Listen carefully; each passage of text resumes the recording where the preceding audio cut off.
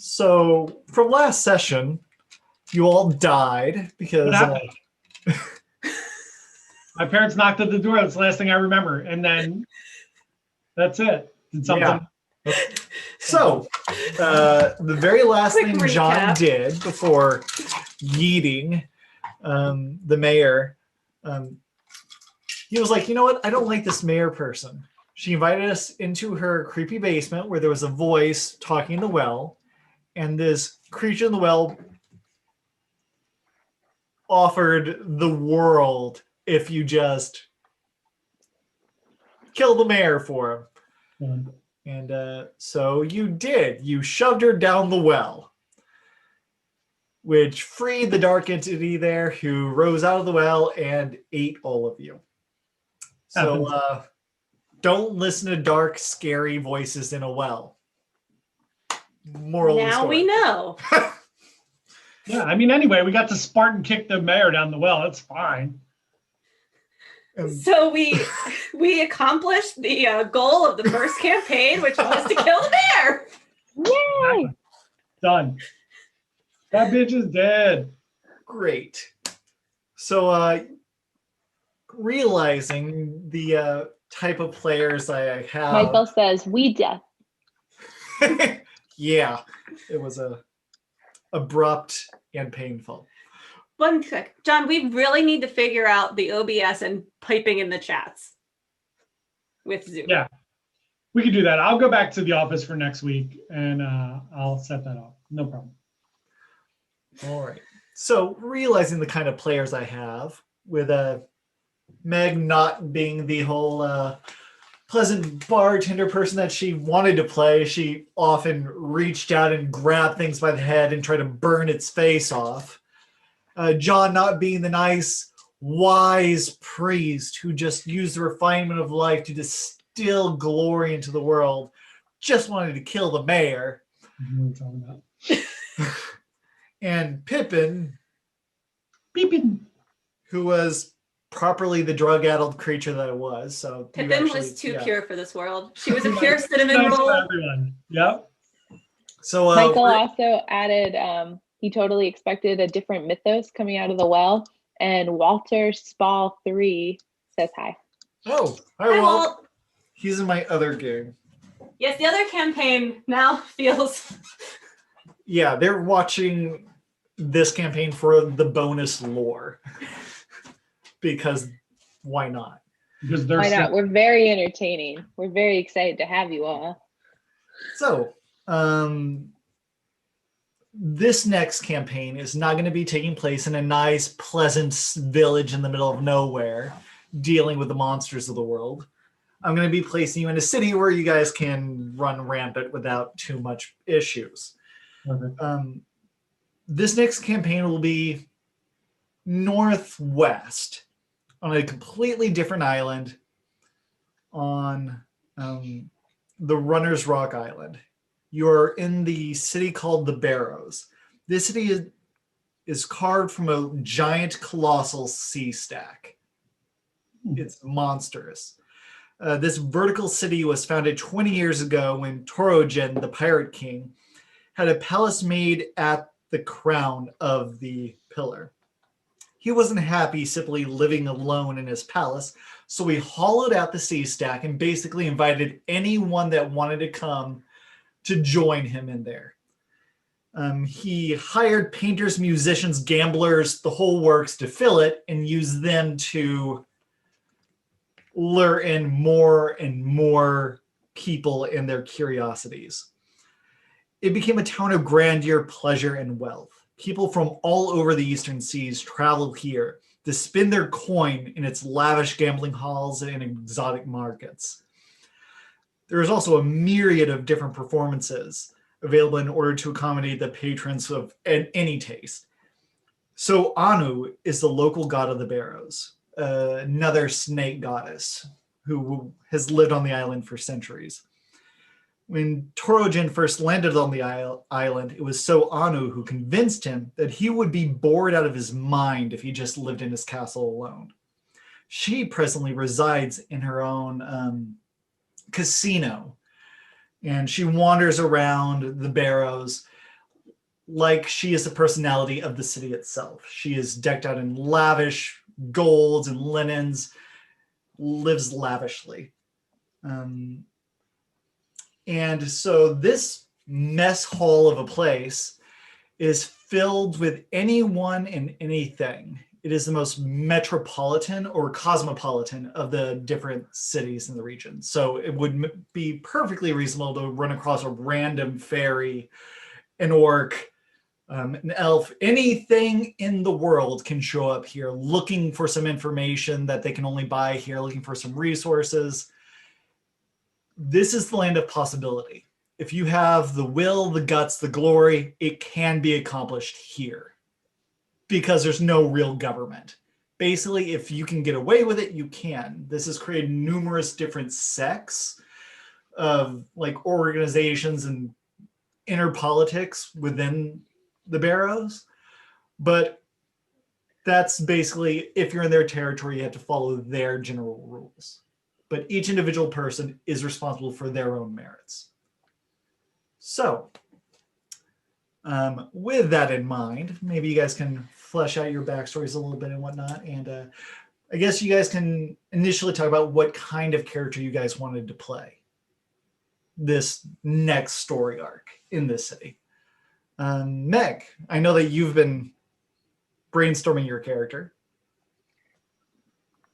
Yes. Do you want me just to like go into it? Or... Yeah, just explain what you intend to create.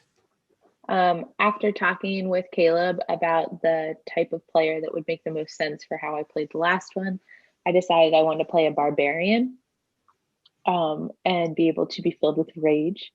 But at the same time, since we were going silly, I tried to figure out what I could put against that to make it as funny as possible. So I picked that I would be a pixie. And when reading about the barbarians, the one that caught my eye was the totem warrior and how they have different animals to be their spirit animals. And they're mostly bears or eagles or wolves. And I decided I wanted mine to be a honey badger. So I am I don't actually know the right order to say that, like a totem warrior pixie barbarian. Is there like a right? That works great. And then did you want me to tell the backstory or just like that character? That's a good starting point for now. There's lots of reasons why you would come to the Barrows. Michael said that's awesome. Yeah, Michael. Pixie barbarians. You have a rich history, apparently. Oh, and my name is Thistle. Oh, Thistle. That's fun. John, tell us a little bit of what you're interested in playing. So my character is a high elf rogue assassin. His name is Grigor von Schipans. Great. So he was he's 101 years old. He is about 6 feet tall, about 150 pounds.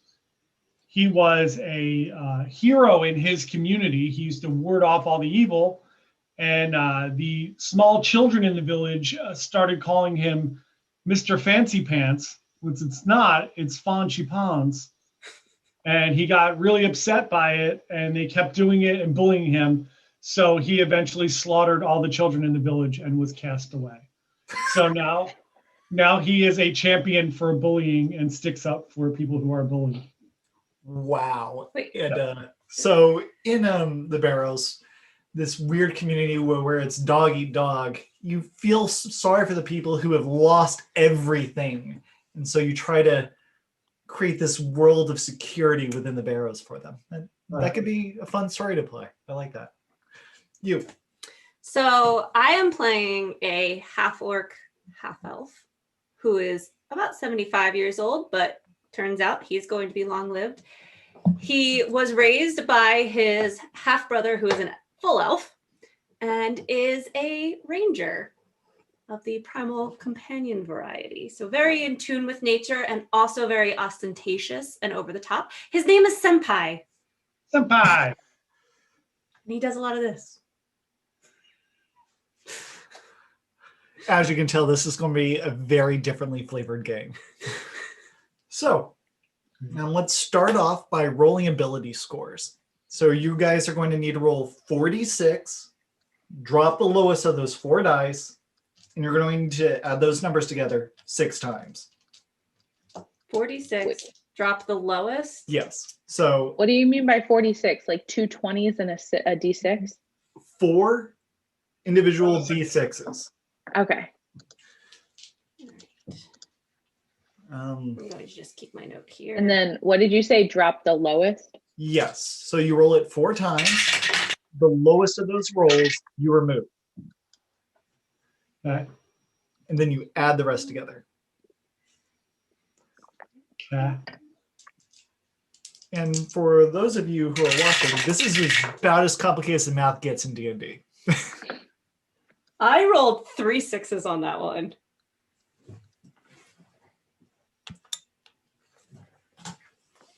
Good for you. Hi, Kim. Do we tell you the total or where are we putting them? Where did you say to put that? Tell me the total, but you should have like a scratch piece of paper or something. These are going to be your ability score. So just put your rolls somewhere. Let me The know when rolls you're or done the rolling. the rolls or the title or like the amount together?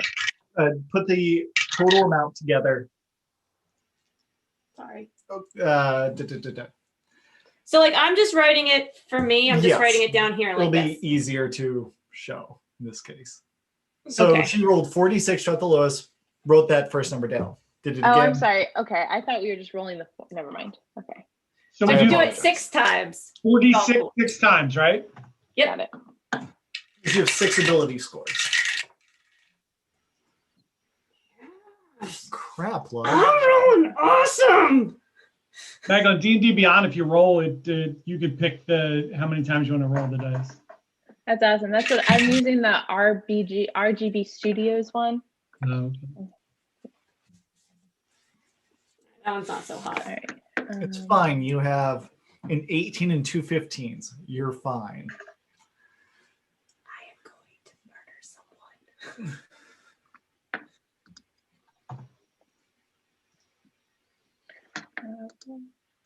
Who's chatting you up? It's location pictures for a client's landing page that I was supposed to have 3 days ago. Ooh. That's all. It's fine.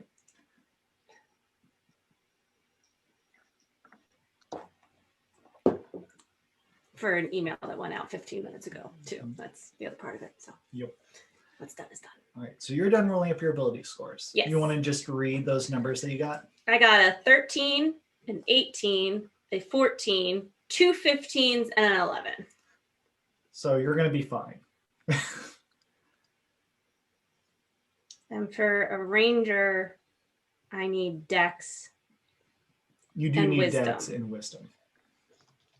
I did okay. All right. I got 3 15s, a 16, a 17, and a 12. Yeah, you did great. The 12 wasn't awesome. You have okay. Nothing's negative. Nothing's negative, so you're going to be fine. You I have- are going to be the beefiest pixie in all of Pixie Land. I got 12, 16, 14, 14, 15, 12. Okay, thank you for rolling the only reasonable array of stats, John. I appreciate that. I'm here to help. Ah, What did you get? 12, 16? 14, 14, 15, 12. It's still all above a negative. yeah, but not an 18 and a 17 over here. Sorry, we rolled well. It happened. Michael said Alicia's rolling really well. I guess that's really good. I have an 8 wisdom. And Walter said 46 at the highest. Oh, thank you, Walter. He was just typing it out for me, what I had to do. I appreciate that. Nice looking at. All right. Character's not the brightest. We'll start with Meg's character because barbarians are incredibly easy statistic-wise.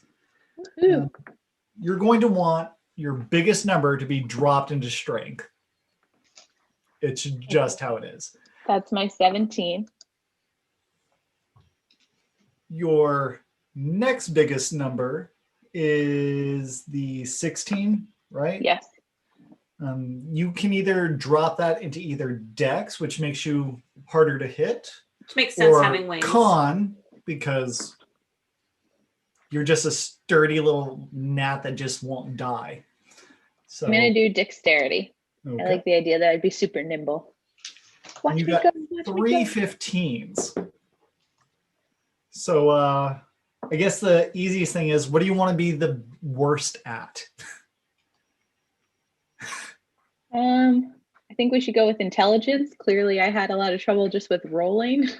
So, Okay, so and barbarians not being as well read as some of the other classes makes sense. Since intelligence Especially- isn't cleverness, it's more just general knowledge. And you lived in a mountain from what you were describing. yeah, we didn't get into that. Yeah, that's like what I told you. We didn't tell anyone else that. But with my backstory, I feel like I would only know about that society anyways. Right. Does that make sense? So we'll do 12 for intelligence, and the other stats are the 15. Nice. So that's a good start. John, you're playing a elf assassin. Correct. So Dex is going to be your biggest stat. Okay.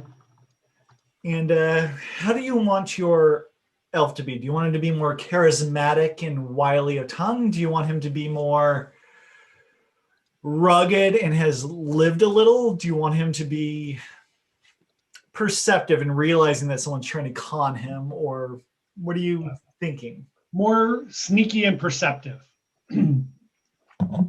Okay.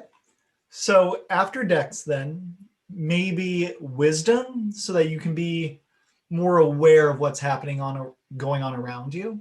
Okay. Then after that, I would recommend con or intelligence, depending on if you want to be more knowledgeable or good in a scuff. And then you can distribute the rest however you would prefer, no problem. Great. Do you have any questions about them? Nope. The other two would just be charisma and strength, right? Right. So- do you imagine yourself being charismatic at all, or just offending people? Yeah, that's fine. I mean, you The do last kill two are- children. The So. last two are 12s, so they're going to be the same anyway. Okay. Now, Alicia. Am I the most complicated? I would just like to say I didn't go artificer because you told me it was too complicated. Well, I didn't want to read it. You can go artificer if you want. Well, not this time. Maybe next time John kills us all. It's a I still possibility. like the idea that every year we start a new campaign, like a new season and a whole new character. But the idea of doing a whole new character every year apparently sends Alicia's head in a tailspin. I I swear, don't like change. playing the same character for a year sounds like forever to me. Not But as it you're sounds getting like- like new stuff and getting more into the character and like pulling them apart, putting them back together, We'll develop. growing with them. I'm We'll a peacock. develop You gotta let me things. fly. Try new things. You can be a new character every year. I want to stay with Senpai. No, it's fine. Walt, whenever he gets tired of characters, he just punches a god. It's fine. Or tries to ride a pterodactyl. Yeah, or decides to go, yeah, I'm not proficient at this, but I'm doing this. It made a cool story though, Walt. I'll give you that. Yes. Michael Thank said you. we played our 120 for 3 years. Yep. 1 to 20. They did a campaign from And level Walt 1 says he doesn't try to die. He doesn't try to die. Cato doesn't try to kill him. Potatoes, potatoes. So, for a ranger, the biggest stat you're going to want is Dex. So that's easily. weird. Wait, but do I get a racial bonus to Dex? We'll deal with that soon. First things first, get the numbers where you want them to be. I can be more. We'll get there. We'll adjust things as we need to. Okay. First so things first, I want you to know 18 what Dex. numbers you want. Wisdom would be next because that's your spell casting, your ability to do rangery things and know which plants are good for See, you. that's what I'm saying. If I get a racial bonus to Dex, and it makes more sense to put the 18 in Wisdom and take the advantage to. That's what you want? I don't know. Fine, keep going. Okay. So after that, probably con, since you're a little bit more rugged. You are an orc after all. And what do you think about, since you're going for the charismatic orc, you wanted that to be higher? Yes. I'll put the 14 there. Okay. And then, Now it's intelligence and strength. so I can do 13 intelligence and the 11 strength, since we've got strength.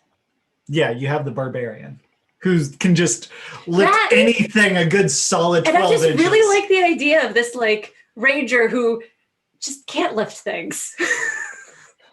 That requires the little pixie to do all the heavy lifting. I love this. All right. Now that we've done basic stat arrays, now we can do racial modifiers. Now, Meg is playing a pixie. Pixies are not a playable race in D&D normally. I don't care. So we're going to be using a winged tiefling variant as the base for her character. So is that my race? What's my race and what's my class again? I'm sorry, which is which?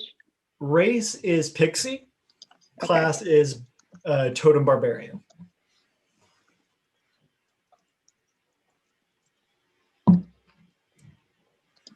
Okay. Now, you get a +1 ability modifier to, traditionally in tiefling it's intelligence, but you can change that to whatever you would like, and you get a +2 bonus to charisma because you're a pixie. Do I just change those numbers now, or do I make that as the proficiency bonus above? You would change that now. So whatever so your that goes to a 17 in charisma, and then the +1 that's supposed to go to intelligence, you said I can put that anywhere? Yes. And since you have a 17 strength, increasing that up to an 18 would probably be good. That's what I was planning. I thought you were about to say it wouldn't do anything. No, it would be great. Okay. Your age, you can be basically anything. Pixies don't die from old age. So you can be anything from 4 months old to 4,000 years old. Make your choice. So it just depends on how innocent you want to come across. I feel like it'd be funnier with the barbarian rage. I feel like if I'm still really young and I haven't like totally gotten that under control and everything. So why don't we say like 22? Okay. So you're going more the temper tantrum barbarian. Yes. I approve. Your size is small. Just because of the wings and everything, you take up about the same space as a halfling would. Or a I'll had to roll a D1000 to pick your age. That's pretty good. I like that. Your speed? Wait, Michael said the visual of the barbarian pixie whose the muscle is great. I'm curious the style of weaponry she'll be into, just to fill out the visual. I have an idea for weapons, but I don't know if Caleb's going to let me. But I have We'll get there. We'll get there. And then you can just make me go, oh, sure, since that's going to be the reaction. So speed. Your walk speed is 10 feet because you're a pixie. Your fly speed is 30.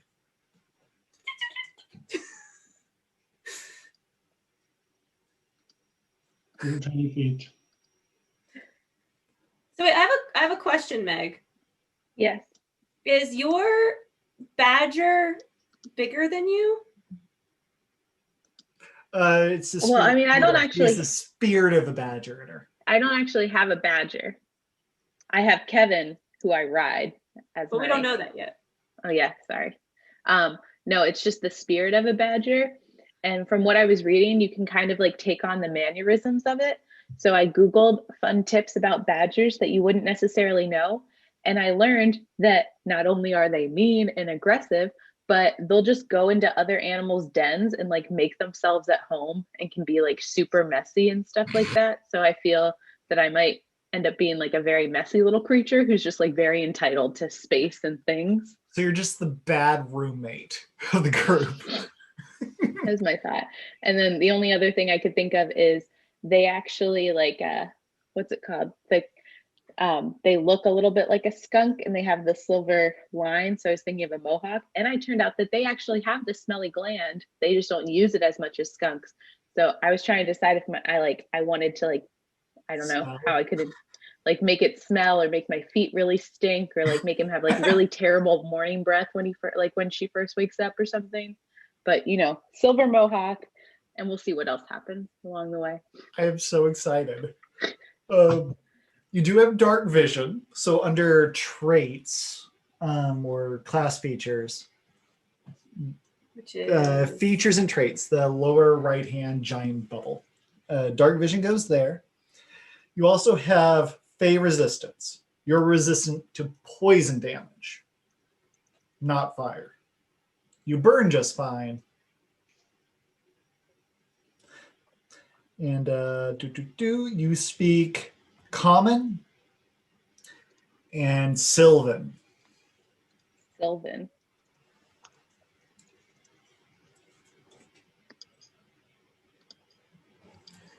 And for those of you wondering, this is basically just the tiefling with a few minor alterations. You can play anything in this game. No problem. All right. So now that we've done your race, that's basically it for that. John, you wanted to play a high elf debutante, high and mighty little twit. Okay. So let's go over to elf. AE. Green elf is about to die. Now, elves, all of them get +2 to dex. I assume you want to keep that, so there you go. Yep. Your age is anywhere between 100 to 750. I'm 101. Oh, right, you mentioned that. Yep. You also mentioned your height, your speed is 30, you have dark vision, you are proficient already in perception, so go ahead and fill in that bubble.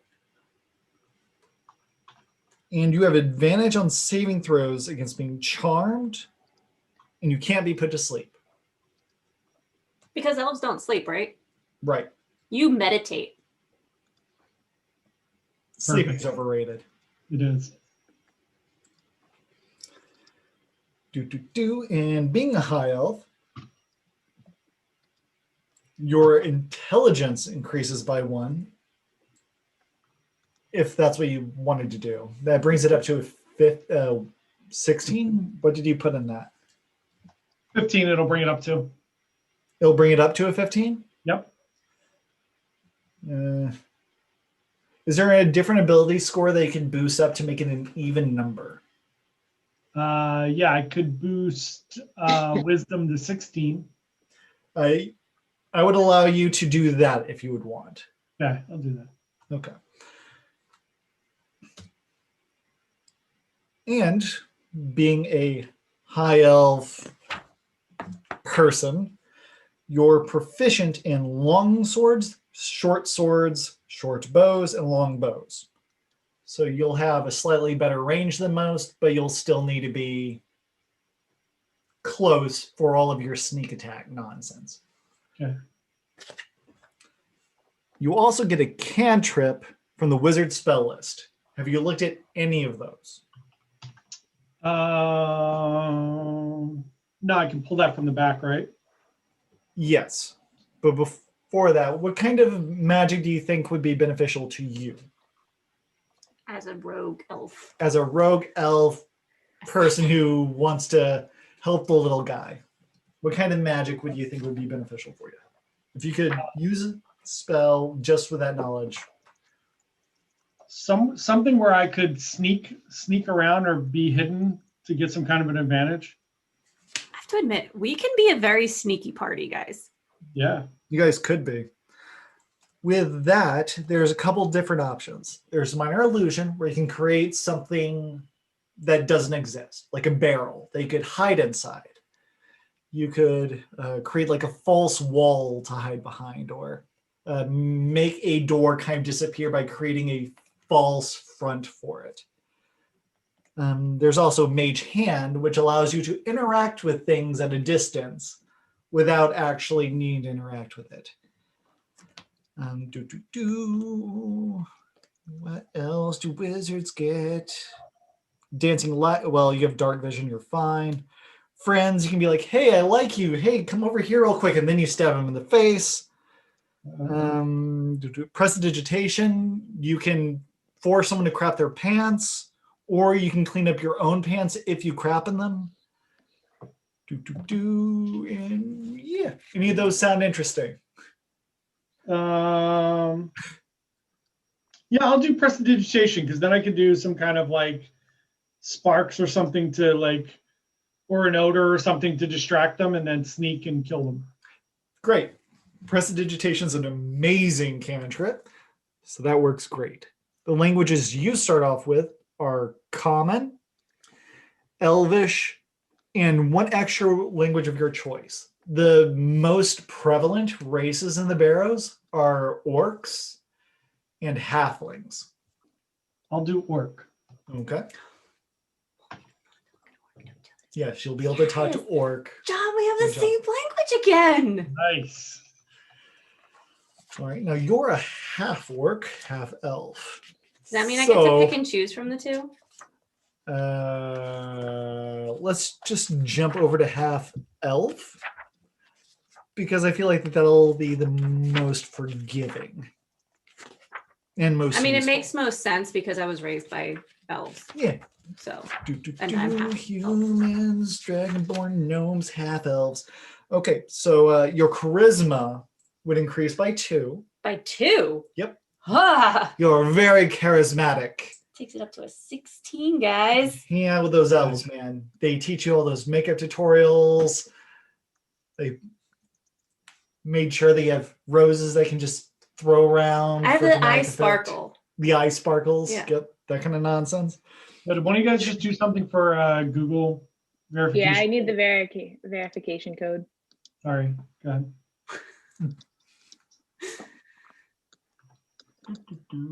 And you get 2 other ability scores increased by 1.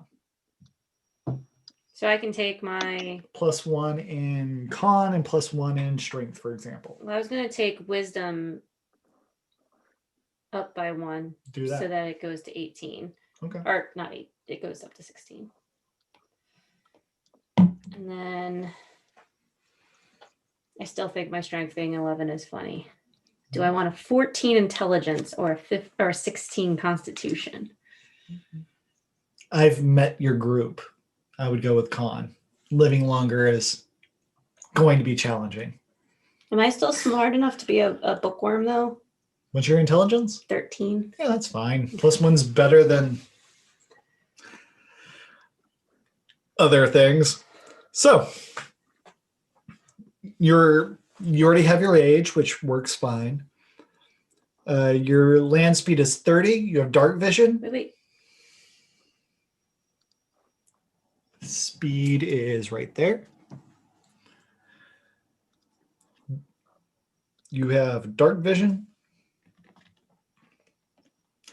Character creation is often the most boring thing about this game, but it's informative and helps provide information not just for the DM, but to the other players to know what you guys are actually capable of doing as a group. Okay. You also have Fey Ancestry, so you have advantage on saving throws against being charmed, and magic can't put you to sleep as well. But you do need to sleep. Advantage against charm. Mm-hmm.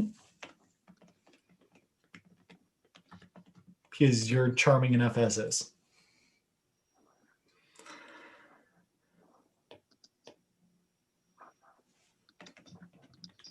Okay.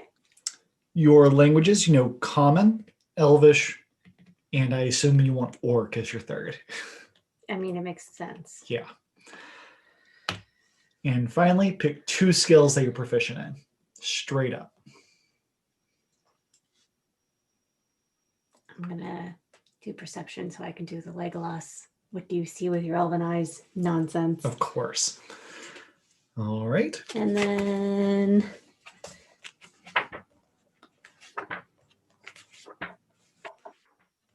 And now we are done with races. Yay, moving on to classwork. I probably get nature as a proficiency, right? You can choose that as a ranger, yes. So Meg, moving on to Do I barbarian. get animal handling? As Yeah. You can grab one of those now. If you want to pick something else, you can later. Okay. Let's roll your hit points because that'll be easiest. You start off with 12 plus your constitution modifier. Oh, modifiers. Okay.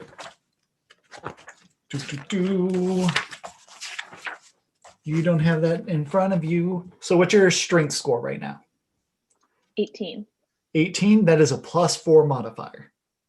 So in the bubble, put +4 or vice versa. What's your Okay. next score? My dex is 16. That's +3. My constitution is 15. That's +2. Intelligence is 12. 1, Wisdom is 15. 2, Charisma is 17. 3. Nice. So with your +2 constitution modifier, you start at first level with 14 hit points, which I think is more than anyone ever got to. Wait, are we first level? Alicia kept saying that we were starting at third. You guys are starting level. at third, so don't worry. If we started off at first level, you would have 14 hit points. Now I'm going to need you to roll 2d12, and we're going to be adding 4. I got a 5 and a 4. Ooh, 9 plus 4 is 13, so that's 27 hit points. I feel like that wasn't a very good roll. It could have been better, but it's not Where- terrible. Where is my And hit besides, you're a barbarian. You rage. point? It's What did way you say it better. was? I'm sorry. 27. Well, now I feel like you're just trying to confuse me. Just throwing random math up on the screen.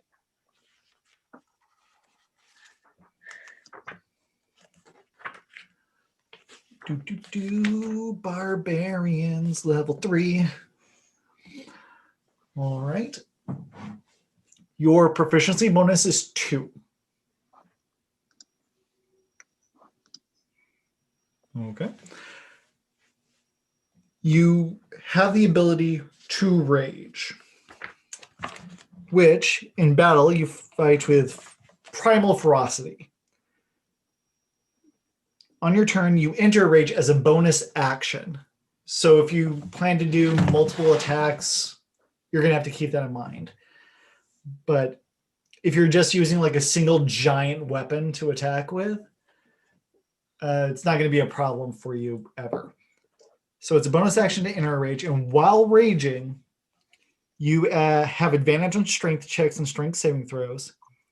When making melee weapon attacks, you get to add a bonus, and your bonus damage is 2.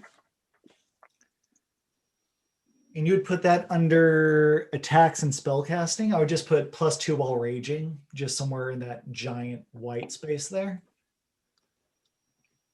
That way, you know, I'm raging, I'm going to be doing a metric ton of damage. Is there a limit to how many times I can rage without Yes. sleeping?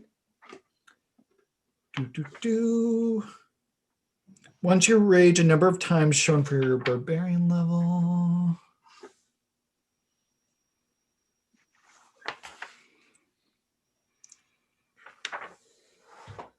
Oh, you get 3 rages you can do per day. So that's the number. And your rage can last 1 minute. That doesn't matter as much. And you have to deal damage or be dealt damage every turn to maintain your rage. So yay, you get to tear things apart. Huzzah! Nice. Your armor proficiencies, which is lower left-hand corner, whenever you're ready. Ready. Okay. You're proficient in Light that's armor. where my language is supposed to go. The common and Sylvan. Right. Okay. You're proficient in light armor, medium armor, and shields. So you can be a tiny pixie that holds a coaster as a shield and be perfectly happy. Nice. Your weapons, you're proficient with all weapons. No worries. You are not proficient in any tools because from your class, your background might give you those options. Your saving throws, that first group of bubbles above your skills, you're proficient in strength saving throws and constitution saving throws. Okay. And for skills, you get to pick 2 skills. What do you think your character would be good at just from looking at the list? Based on my, oh, that's not good. I wanted to pick nature, but that's an intelligence one, and that's my lowest one. It happens. It's fine. Better proficient Okay. than not. All right. I think it would be nature and athletics. Perfect. Go with those 2. Okay.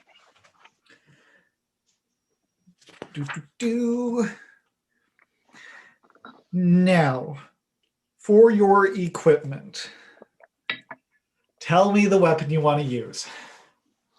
So I like the idea that my character made a bow and arrow out of like, I was originally thinking like twigs and spider webs, but that would only be if I was about like 6 inches high. And you said like that I would take up a little bit more space than that. So I don't know. Oh, you're technically small for the size category, but I have no problem with you imagining your character being 6 inches tall. No Okay. problem. So I make a bow and arrow out of twigs and spider webs, and I've gotten really good at shooting like little twigs and push pins and toothpicks directly up people's noses, like into their brains. Hold on, I want to make sure that melee. Okay, just so you know, your raged bonus damage only applies to melee weapons. I do like the bow attack, so you can definitely have a bow. I believe. Yeah, we can get you a bow instead of like the hand axe or simple weapon. But what like melee weapon do you actually intend to use as a barbarian? Okay. If you want to do the more bow-centric combat,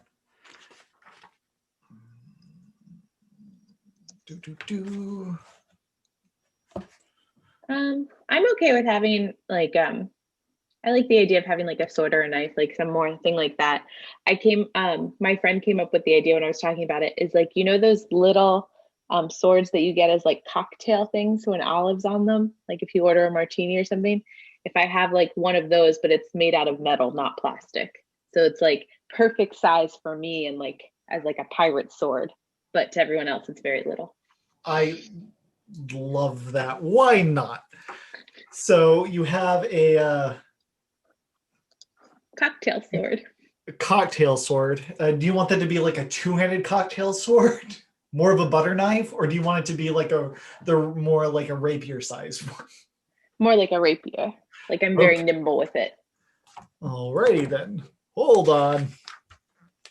If you do that, you can actually use the shield then. So that would be beneficial. Oh, nice. I like that idea. Then I will also have a shield. That could be a cocktail sword. And as you pointed out, I could have a coaster or a cocktail sword. And then as you pointed out, a coaster as my shield. Yay. Playing right into that, I had an idea and I don't know if you would go along with it, but I thought it'd be funny if, so when my creature like ventured out into the world is when they realized like alcohol's a thing and became like a little bit of an alcoholic. So I have like a flask made out of a little walnut shell. Really, it only takes like a sip for me to feel tipsy. And when that happens, I think it'd be funny that like if I'm drunk, it's either like I like lose a thing of like a point in dexterity, but I like gain it in charisma because I'm like happier or something at that point, or vice versa with like strength, something like that. Okay, that sounds hilarious. We'll have to cover that whenever we get to your character drinking at the bar. So, for your weapon, because you're going with this more one-handed weaponry, go ahead and put longsword. And know it's a skewer for the rest of the world, but it's a longsword. Kim also mentioned using shield smash. Oh yeah, you can break someone's teeth with that wooden coaster of yours. Nice. So longsword, it would deal 1d8 damage with one hand. And you would add your strength modifier, so +4 to damage if you... So it's 1d8 +4 if you hit. And your ability to hit would be your strength modifier plus your proficiency bonus. And I believe that's +6. You said it was my strength proficiency plus my what? Your strength plus proficiency bonus. So 6. Okay, that is your attack. So +6 to hit, and you deal 1d8 +4 damage if you do hit. Or 1d8 +6 if you're raging. Great. 6 to hit, 1d8 +4 for damage, 1d8 +6 if raging. And let me look up the bow because that matters. Doop, doop, doo, doop, doop, doop, doo. Michael says, when things get ugly, take out the steak knife. Thanks. You have a short bow, which deals 1d6 damage.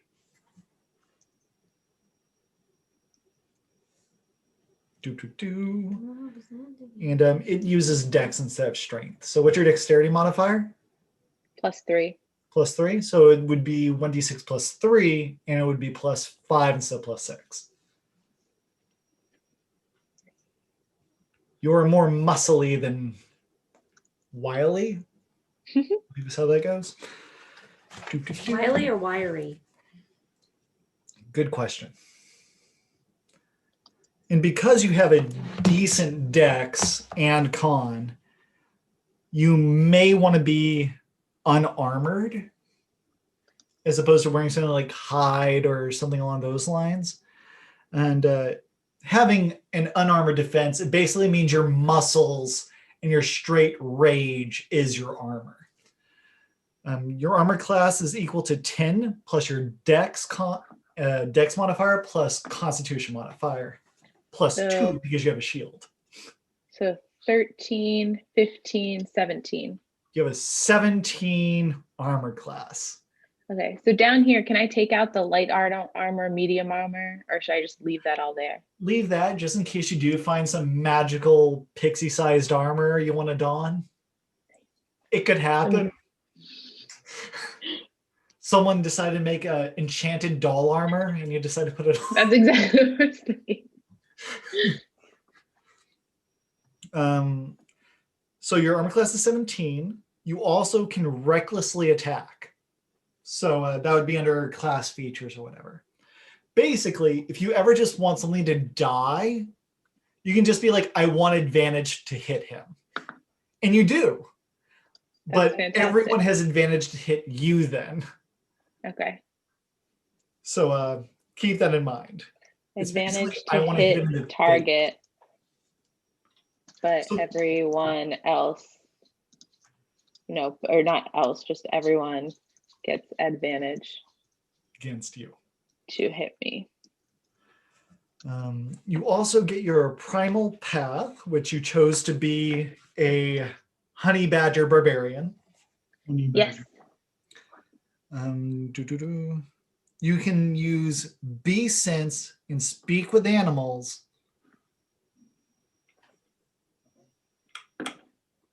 So wait, is this going back under features and traits? So it's called bee sense? Beast or bees? Beast, B-E-A-S-T, sense.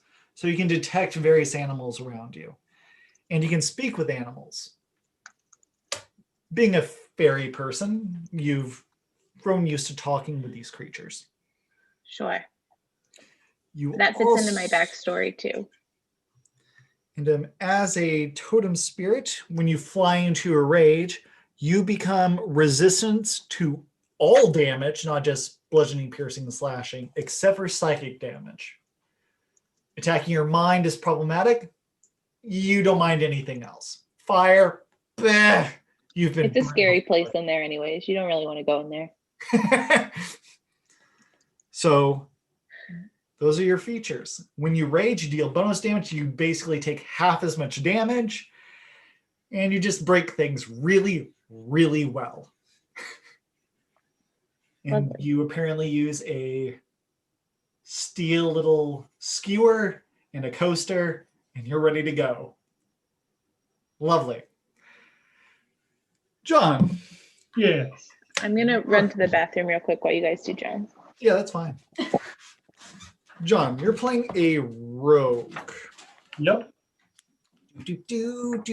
Switching over to the right place. Now you start off with 6 plus your Constitution modifier. Did you notate the modifiers earlier, or do we need to go through those? No, I have the modifiers in already. I have 1 for my modifiers for strength is a 1, dex is a 4, con is a 2, intelligence a 2, wisdom 3, charisma 1. Okay, so you start off at first level with 8 hit points. Can you roll me 2 separate d6, and then we'll add 4. 2d6.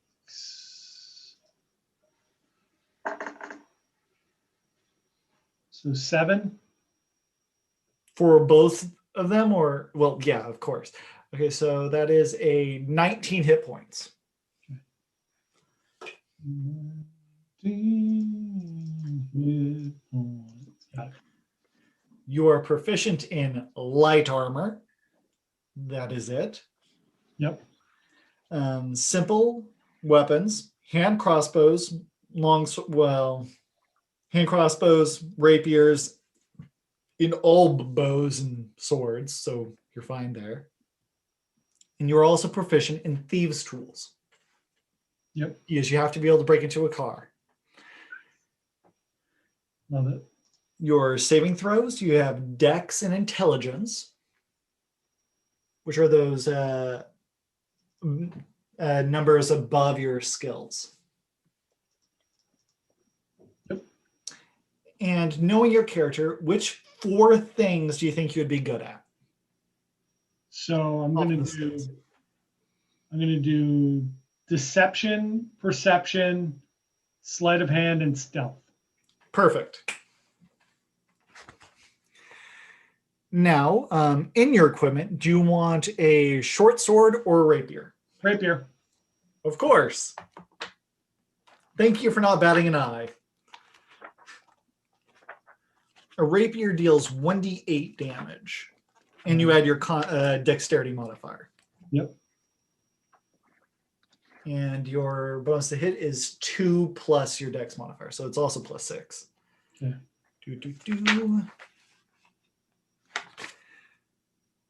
And for your ranged weapon, do you want a short bow or another short sword? Short bow. Okay. And that also is 1d6, same modifiers as the rapier. Okay. You guys also get a backpack worth of equipment, but we'll talk about that stuff in a bit. You get leather armor, which is 11 plus dexterity modifier. So your armor class is 15, Good. I believe. Is your dex modifier 4 or 5? Yeah, my armor class is 14. Well, with leather armor, it should be 1 higher than that, right? Oh, okay. What's your All right. dex score again? 4. 4? So yeah, so 11 plus 4 is 15. So that's what it should be. What else is going on? You start off with expertise. So choose 2 of your skills, or 1 skill and 1 or your thieves' tools. So pick out of thieves' tools and the 4 skills you've picked so far, pick 2 of them that you want to be really, really good at. I'll do sleight of hand and stealth. Okay. Your proficiency bonus for those 2 skills are doubled. Just put an additional dot next to those so that you know that you're adding double the proficiency bonus for that nonsense. Got it. So for stealth, you get what? 4 plus. You get +8 to stealth. Yeah, stealth and sleight of hand are both +8. You're disgusting. So, man. Okay, your sneak attack. At 3rd level, you do an additional 2d6 points of damage, which you would just put like under on attacks and spell casting, that just white block. Just put 2d6 sneak attack there. And anytime you're attacking someone that the barbarian's attacking, you get to add that damage. Right. Or if they are unaware, or if you have advantage on the attack, you also get that damage. There is no reason why you shouldn't be getting that damage unless you're just being crazy. But it's only once per attack, right? Like even if he only tests- once per turn. So Yeah. That's what I mean. Yeah. So like if you have 2 daggers, and he's like choo choo, only one of the daggers gets it. I have a rapier. right. course You you also do. get thieves can't, because thieves do speak in a different tongue. Yep. Um, Just takes a long time. I read about this. It takes much longer to speak that way than it would normally to have a conversation. So it does take a long time. That's true, but it's actually very beneficial in the Barrows, since half of all business dealings are done in that. So Right. Awesome. you'll be fine. Pippin knew thieves can't. I'm very sorry. Yeah, Pippin's dead. I know. You also have cunning action. So unlike the rest of the plebeians around you, you can use the dash, disengage, or hide action as a bonus action. So if you want to just be like, I'm tired of watching these people kill themselves, I'm just gonna leave, you can as a bonus action. Okay. Our camera has Evan's here. What was that? Said Evan's here. Hi, There. Evan. We're doing character creation. It's I don't understand why not the most interesting, but it our works. our camera can't focus. It like keeps. Maybe it's because we're like sitting too far apart. Pushing Maybe. two, yeah, 2 of you, so it's probably struggling to pick who. Yep. who wants some focus. Now you wanted to go assassin. Correct. Okay. So at 3rd level, you gain proficiency in the disguise kit and the poisoner's kit as well. So in addition to the thieves' tools, you can poison people or be a master of disguise and You're put on not a turtle making costume. any of the food. Or maybe I'm making all of them. Evan says you make everything interesting, Caleb. Don't downplay. And Walter says it might also be that you are backlit. That's very true. Good call. I normally have the light over there to offset it. Yeah, and it is what it is. It's Jesus coming in through the windows. Truth. Oh. So, so you're proficient in those 2 things, and starting at 3rd level, you're deadliest when you get the drop on the enemy. You have advantage on attack rolls against any creature that hasn't taken their turn yet in combat. So if you go first or just go before anything, you have advantage. And if you hit, in addition, any hit you score against a creature that is surprised is a critical hit. Nice. Okay, so what that means, because this will come up, if you get the drop on a bad guy or a good guy, because I've met you all, and you hit him with a sneak attack, you would be rolling 4d6 for just sneak attack damage. Plus damage. Plus range. Your critical weapon damage, which would be 2d8 plus 4. So you can be utterly disgusting with damage if you get the drop on them. God, where's that mayor at now? Oh, she's down the well. You already killed her. You killed a lot more than just the mayor. I also really appreciate the fact that we went from an entire party of spellcasters to an entire party of martial players. There's ruthless killers now. I love it. Take them down. Oh, this is going to be Although I have spells. great. I have a few spells, not a lot. All right. And fortunately, that is it for John. We went through all of that real quick. Now moving on to the Ranger. I've got some range. Thanks. Can you hand me the It might be behind you. What are you looking for? Tasha's. Tasha. No, I put it back on the shelf last week. I thought you did too. Oh, there it is. It was right where it should be. I don't mess with your system. That is why. If anybody wants to know, this entire bookshelf is just full of D&D books and nonsense. All of it. I don't have a problem. So there's also a armoire over there that has miniatures and things in it too. So great. You wanted to be a Beastmaster Ranger. With the primal beast from Tasha's. Yes. Because well, gives it's it better. going to be a primal beast, so don't worry about it. So, first things first, a ranger has D10 hit points. So what's your constitution modifier? 3. 3. So you start off with 13 hit points and now roll 2d10. What shape is D10 again? D10 is like the weird gemstone looking one. D8. This This one, right? Yes. So do 2d10, you said? Yep. 9 and a 10. What? A 9 and a 10. That's a 1 on that dice, love. The double zeros would be a 10. Well, that's confusing. Welcome to my world. So you... So 29 hit points. I like that I have more hit points than the barbarian. Hey, you rolled A ranger reasonable. of the night can call upon sisters Christian for +3 hit points. That's Evan. Is that a prostitution joke? Yeah, it's Sister Christian. Don't you know the song? I Night Ranger. Come on. Sister So- Christian, oh, the time has come. He played the drums too. The lead singer played the drums. I got your back, Evan. Don't worry. Thank you. The joke had to land with one of us, right? How old is Evan? I mean, that song's not that old. Stop it. You're just dating me now. So everyone's proficiency bonus is 2. God. Favorite enemy. Who do you want to be your favorite enemy? Halflings. Done. It makes sense with my backstory. I'm sorry.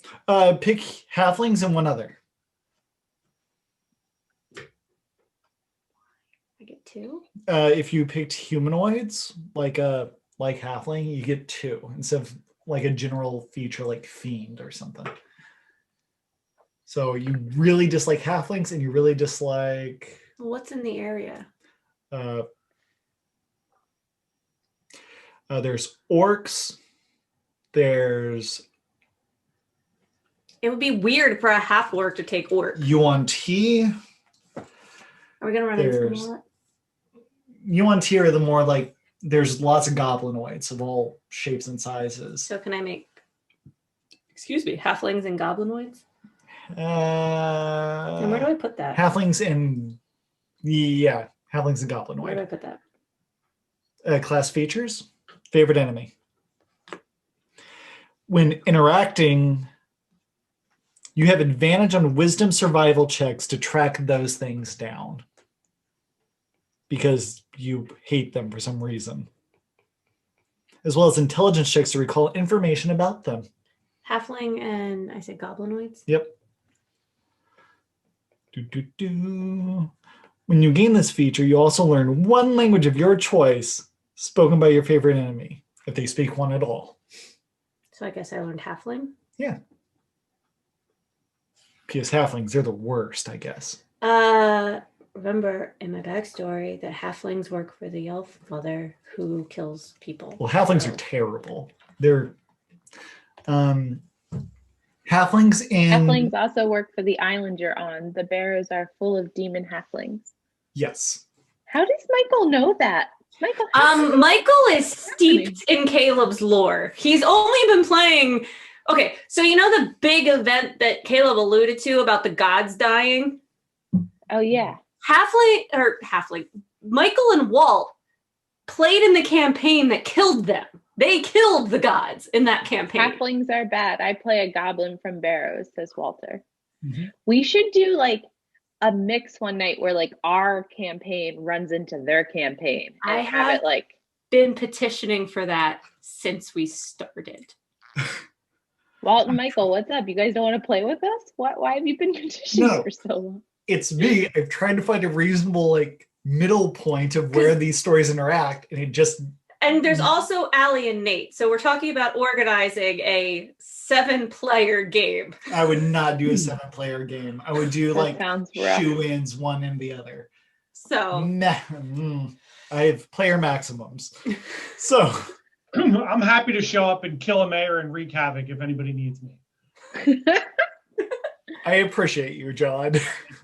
Michael says he's all for it. I know he is. One additional favor, not to worry. So you got your language, great. Natural explorer, you are particularly familiar with one type of environment. Coast, which is reasonable. Desert, which doesn't make any sense. No. Forest, which is jungle. Grasslands, I don't think you've ever seen a grassland. Mountains can be reasonable. Swamp, reasonable. I'm going to go for...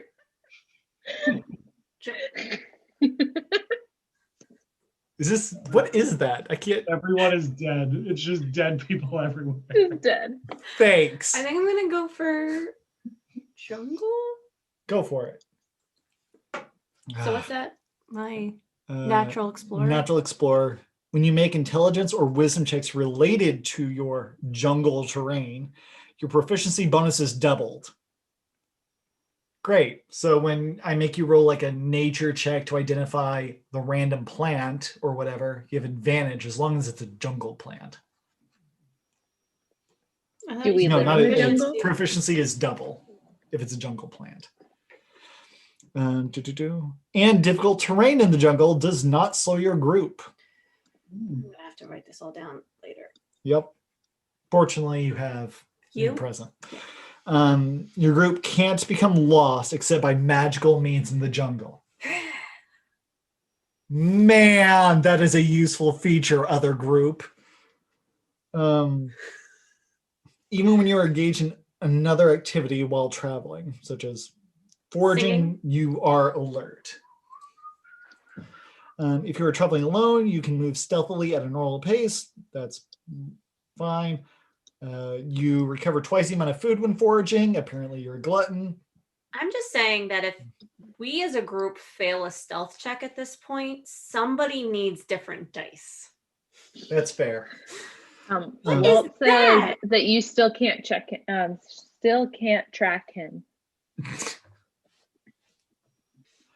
When tracking other creatures, you also learn their exact number, their size, and how long they have passed in the area. You are way too knowledgeable about this stupid. The jungle is my mother. My home. Great. I'm going to laugh really hard if Caleb just makes the whole campaign take place in like a desert.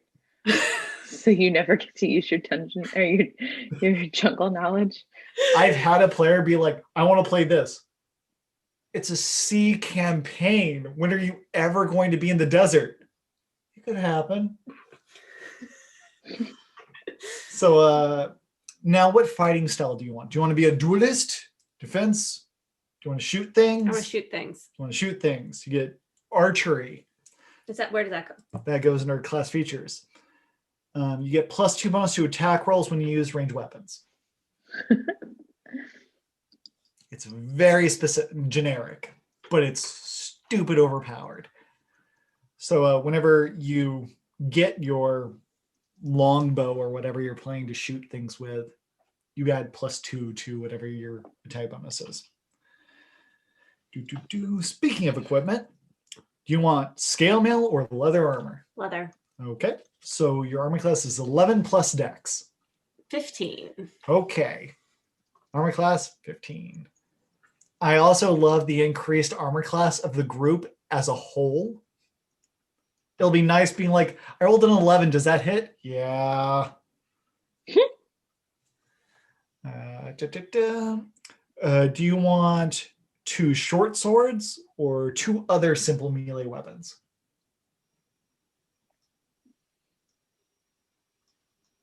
What weapons do you want? I thought I was just getting a bow. You're also getting a bow. Oh. I didn't think about this. Can I have flails? What? No. Simple weapons. Nunchucks. Nunchucks? You can have 2 clubs and call them nunchucks. No. Caleb, you didn't draw your other team's characters? Well, no. Not yet. No. Michael just I've been- described his character, and it sounds enchanting. I want to see a picture. Heather Rapta. Okay, in the other group there, my favorite character of the entire rest of the group isn't exactly one of the characters, it's the mount. It's Heather Rapta, which is this like drag queen velociraptor with a feather boa. She's the best. That's pretty amazing. That's all I want to draw. Pretty great. So I think you need to draw her. back to what we were doing. So I guess, Here, how about I pull up the are they still short swords if you like hold them like this way so it like goes down your arm? You like with them? do you want little tiny kukris kind of I don't know thing? what that is. Are we Sickles? still in the Drakes? No, you are close to the Drakes. You are in Runner's Rock, which is their neighbor in terms of the islands. Try and do sickles. Walt says he is a hairless 8-year-old goblin girl who wears nice silk clothing. Do all of you play women? Michael said his was a pink female tiefling. They Pirate all are captain. playing women except for Wasn't Allie Nathan. playing? Oh no, that was her first character who Yeah. was the dragonborn that got blown up. yeah, he got blown to pieces. I like it. I like that you're female strong.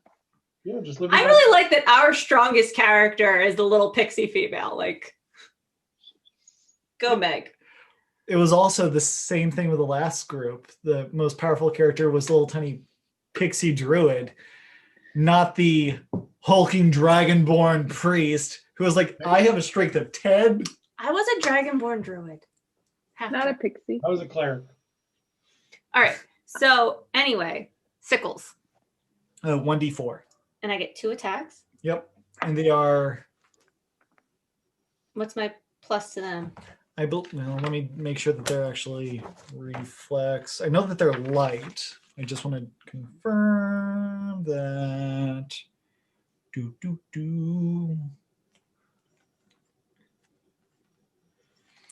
You probably want to do daggers Okay. because they're finesse weapons. Okay. And now you can use your dex modifier. So it's 3, so it's +5 to, what's your dex modifier, just to confirm? 4. Okay, you get +6 to hit with those. And they do 1d4 plus 4. Yes.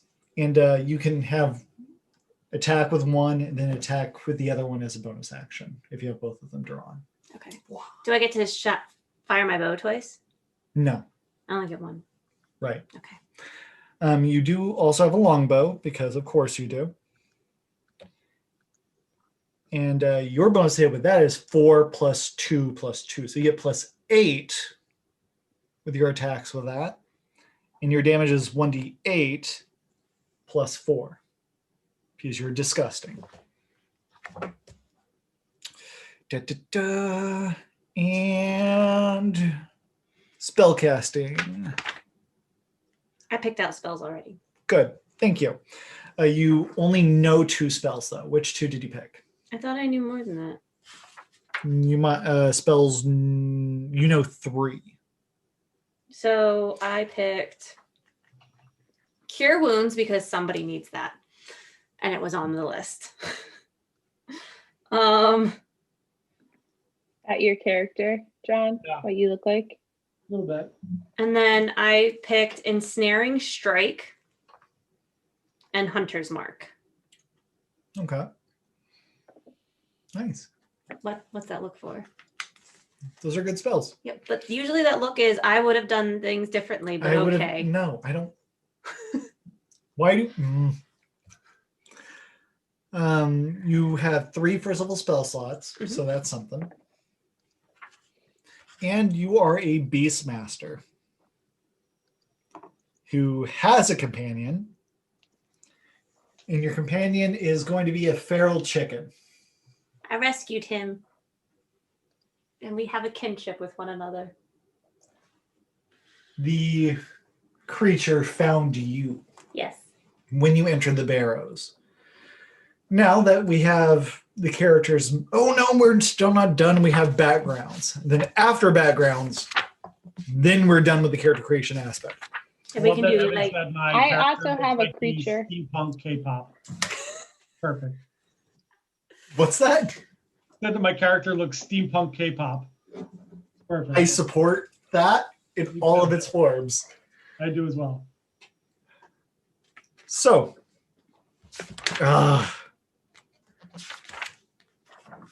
Meg, describe your backstory, how you imagine it. Okay, so my creature, hold on, I typed it all out to you earlier, and I feel like that was the most coherent part. Let me just pull that You up. can just read that. That's fine. Yeah, that's what I'm gonna do. Let's see. I sent it to Caleb, and okay, my thoughts for my backstory. My character's name is Thistle. She's a spirit totem barbarian pixie. She comes from a clan that dwells high in the mountains next to a mountain stream. Granted, to them, the stream is like a rushing river based on their size. Based on how high in the mountains they are located and the delicate navigation required to get to their village, no one dares venture there, and they do not leave, to the point that their kind is thought of as an almost old wives' tale or folklore. There is legend and tale of the totem warrior barbarian pixies, but no one really knows if they exist or gives it much thought. Daily life in the clan is filled with creatures going into rage, breaking, and then rebuilding things, watching over nature and animals' creatures, and very ritualistic in their beliefs and actions. Based on this, my character is crafty and handy, knows about nature, and is in pursuit of knowledge about history. When a pixie comes of age, there is a ceremony in which their spirit animal is revealed. It is almost always one of a handful of usual creatures. Which animal you get determines your place in society, your job, etc. However, when Thistle comes of age, a honey badger spirit crawls from the flame. No one has seen a badger before, and because of its size, assumes it is a weak creature. She is laughed at and made to do terrible jobs like collect dung for crops, when all she ever wanted to do was be a fierce protector of their land. She knows in her bones she is not weak, so she decides to head off on her own to learn what the badger is, why it chose her, and what her strengths are. So I think the funny way to play that is that I don't actually know it's called a badger, so I just refer to it as the thing. And I would like to know what the thing is. And because of that, from reading it, you get the characteristics of the honey badger like we talked about. So I have silver mohawk, and I can, when I rage, I get as vicious as a honey badger and have those characteristics. I love that. Also, I would like to point out that as a pixie, I am yellow, so that when I ride Kevin, my noble steed, who I find, it's like a nice little yellow pixie against the blue frog. Very nice image, I think. I really like Yellow the only pixie. things we were really attached to were the animals. Yeah. I also came up with how Kevin and I meet, if you think this is okay or if you have a better one. But pretty much as I was leaving the clan one day and stuff like that, and it started to get down to wherever, I was like hunting flies and bugs, trying to like figure things out. And then Kevin was just like getting them. And I thought it was so cool that I tried to do what he did. And then we became buds. And now we're bonded for life. I like that. There's actually you did do that probably somewhere in the barrows, just dealing with some nuisances, trying to earn whatever money you wanted or whatever role you were doing in the Barrows at that point. And that's where you met Kevin. So the location changed, same thing occurred though. Perfect. Sounds great. Just because both But yeah. Hey and Kevin traveled with Kai, but we'll get to that. Lovely. So most of the time I ride on Kevin. So, what did you think you learned growing up in the... So I think that mostly what we learned all about that particular clan and climate. So I know a lot about the nature of that place, not much outside of it because nobody ever left or came, but we learned all about the animals, how to commune with nature, and then also like building our houses and like very good at construction. I know you said I'm not proficient in any tools. So I don't know if we just got really good at doing it with our hands, but the idea that all these like massive little pixies would rage and then clearly break stuff. And then as soon as we calm down, we'd have to rebuild everything. Well, you get 2 skills from your background. Given how you were describing things, maybe nature, just for knowing how the ecosystem works. And Okay, I'm already proficient in nature. Does that matter? Yes, it does. Do you have handle animal? No. Would you like handle animal? Okay, animal handling. Yep. And what about acrobatics? Maybe the fairies had a game that they played as a community that required agility. You guys played Quidditch. Sure. Yeah, like fairy Quidditch. Fairy Quidditch. I love that. Also, for those of you that did not catch the fact that my spirit animal is a honey badger and I'm completely yellow is because this is my way to bring my Hufflepuff self into this game. So I am a yellow pixie with the spirit animal of a honey badger in true Hufflepuff fashion. I love my Hufflepuffs. Yeah. Walt says animal handling is essential for anyone hoping to ride. Yes. Especially pterodactyls.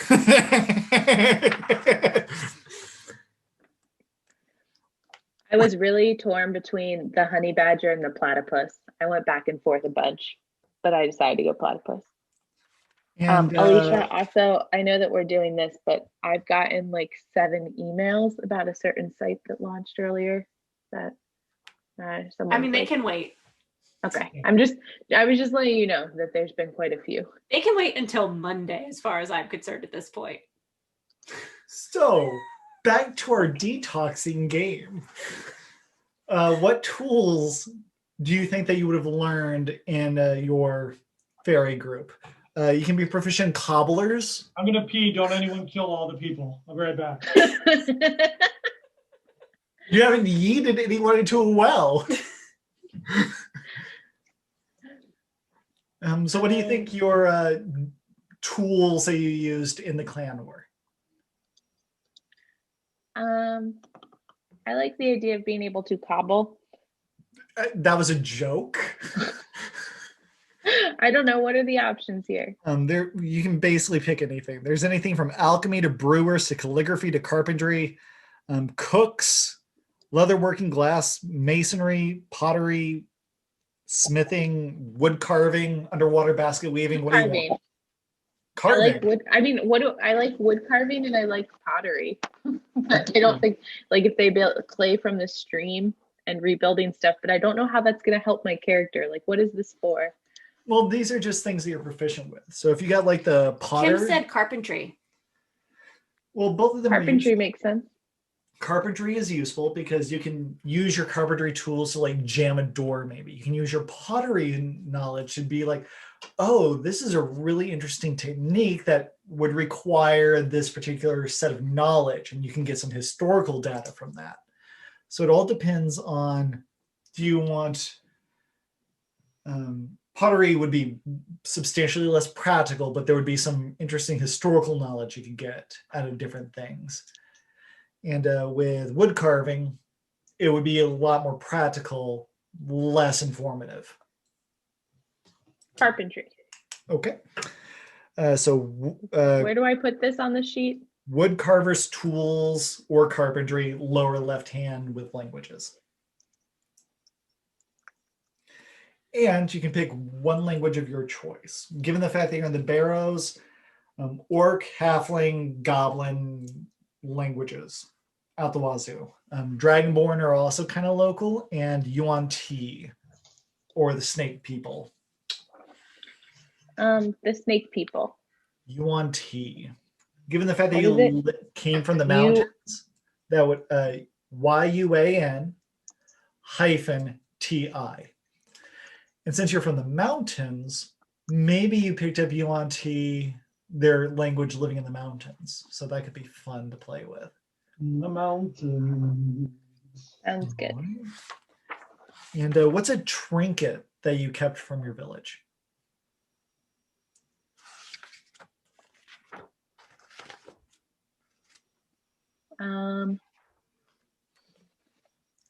If you don't know, you can always roll percentile dice if you want something utterly random. Sure. Let's do that. What do I roll? Percentile dice or 2d10.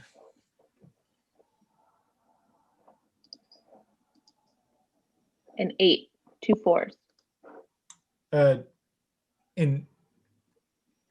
Two fours. Thank you. Two. Oh. The random thing is a mechanical canary inside of a gnomish lamp. So how did you steal this contraption from your fairy garden? And where did they get it from? I don't know. How about instead we do that? One of the things that you're given at that ceremony when your spirit animal is taken is like a wooden necklace pendant type thing that you can, or like a medallion that you wear under your clothes that has that animal carved into it. So I have that, and that's my picture to try and figure out like what is this and why did it choose me? I like that a Because lot. that's what they believe. Kind of how the wand chooses the wizard, the animal chooses the spirit. Like you don't get to pick your animal. And there's like a little bit of unicorn hair in there as well, just in the No, badger hair. badger hair. Okay, that's fair. You're too funny. So you have this lovely pendant from your clan that was given you as part of the ceremony. And you're still trying to figure out what this creature is. Now, that is for your background. Go ahead and what's the name of your clan? Oh, I don't know. Caleb, come up with a cool name. Potatoes. Turnips. Turnips. Turnips. I'm actually okay with this. Turnips is hilarious. And my name is Thistle Turnip. Thistle Turnip. And your background is the turnip background. Turnip clan. John. Yes. Your backstory is you were a town guard kind of thing. So what two skills do you think you would have picked up as your friendly town guard?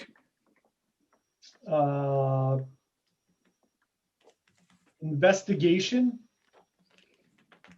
That's fair. and perception, maybe. I think you already picked perception. Yeah, you're right. I did. How about survival? Oh, that's an interesting one. Okay, so you were more like of a PI. You actually had to like accrue the information, figure out what happened. Yep. That's interesting. So yeah, go ahead, grab those two. Yeah. And do you think that would have given you any special proficiencies in tools or vehicles? I was thinking, I was looking at the book and I was thinking maybe like the cartographers that Interesting. could help with mapping and figuring some things out. All right. Were you a good cop or were you a shady cop? No, I was good back then. Okay. So we'll just glaze over the forgery kit. Yeah. You already have disguise. You're proficient in everything already. Cartographer.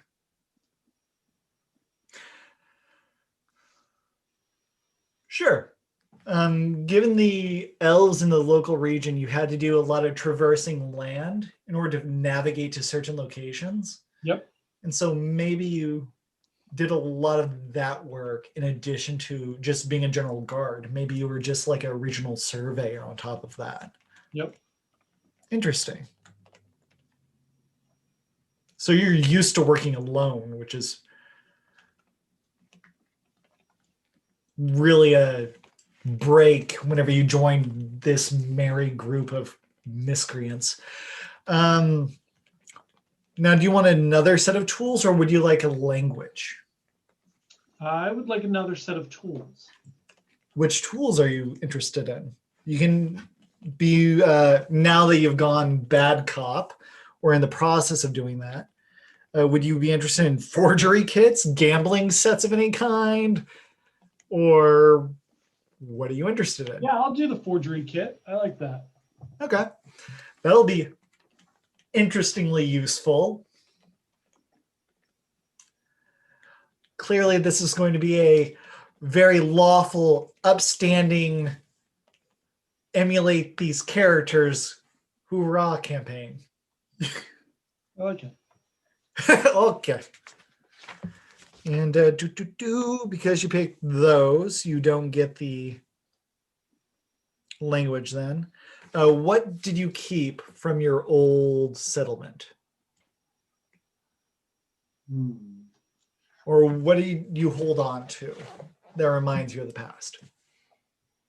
I have like a family necklace that was given to me by my parents. Was your family well-to-do? And did No, they were lose very- status with your... They were like middle of the road. So nothing crazy, but Maybe they were the cartographers. there you go. I like it. That's my backstory. All right. Alicia, your backstory is odd. My backstory is verbose. So what skills do you think you would have picked up being raised by elvish siblings? That's where I learned to sparkle.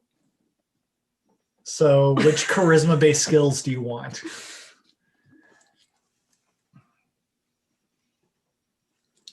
Persuasion. Ah. Okay. Okay. And pick one more. Specifically charisma based? No. Oh. Ones that you would have picked up with your family. History, maybe? Yes, because I have to know the whole family's history. And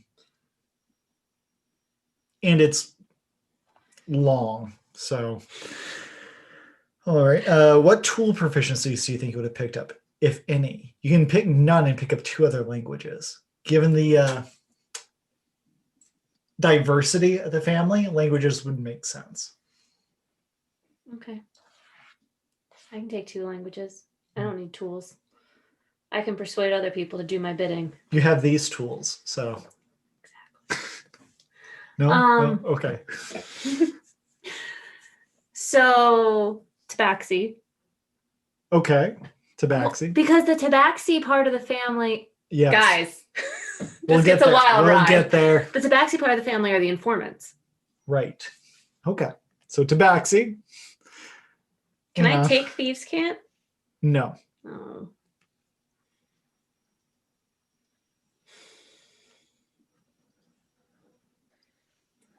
I need to consult my backstory. Well, you have gnomes in your family. Yeah, but we don't interact with the gnomes because the gnomes are innocent and don't know what's going on.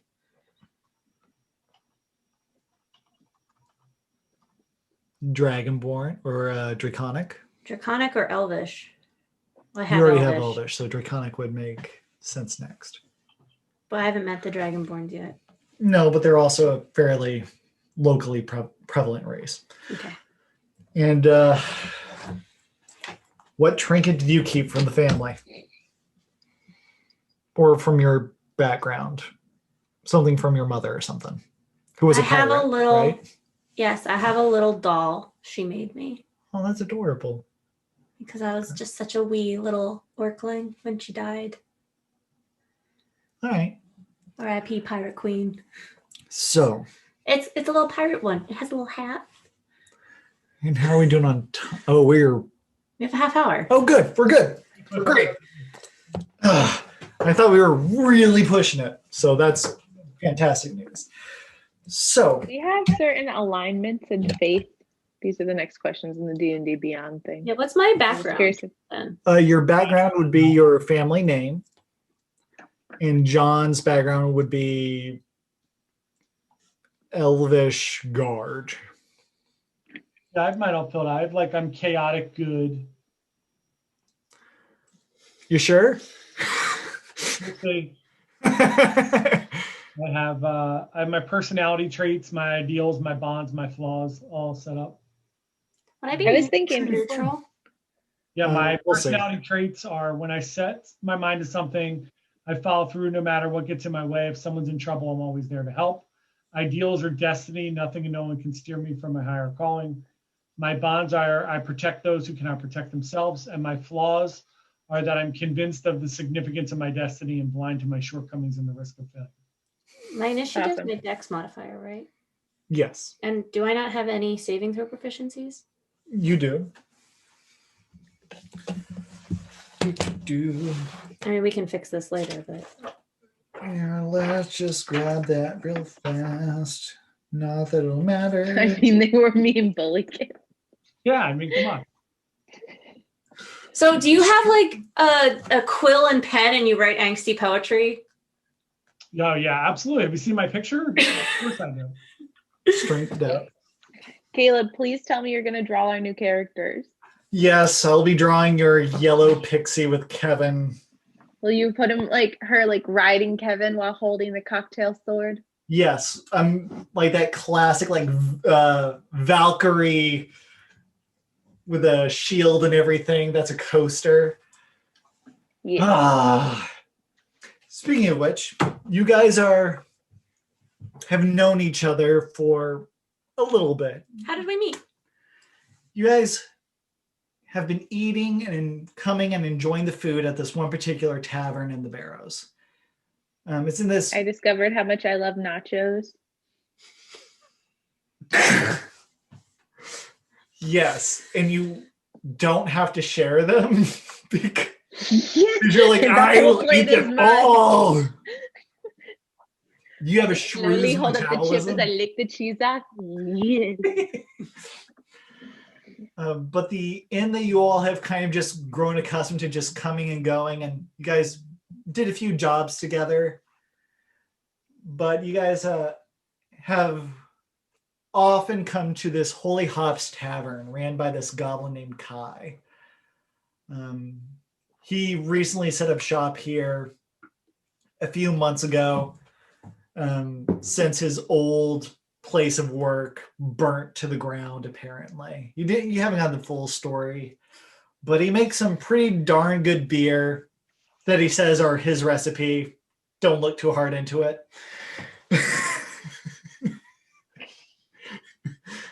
Stealthy little liar. And Did we meet at the tavern? Like, is it like Kevin told me to go there and Hey told Alicia to go there and John was just like wandering in the town and that's like where we met at the tavern? yes, you guys have met over a period of a couple weeks at this tavern, and you guys started doing jobs together as a group. All thanks to the random animals and the pretty darn good food of this goblin tavern. So, you all are in the Holy Hops Tavern, enjoying a meal. Nachos, apparently. Well, we're not going to have chicken wings.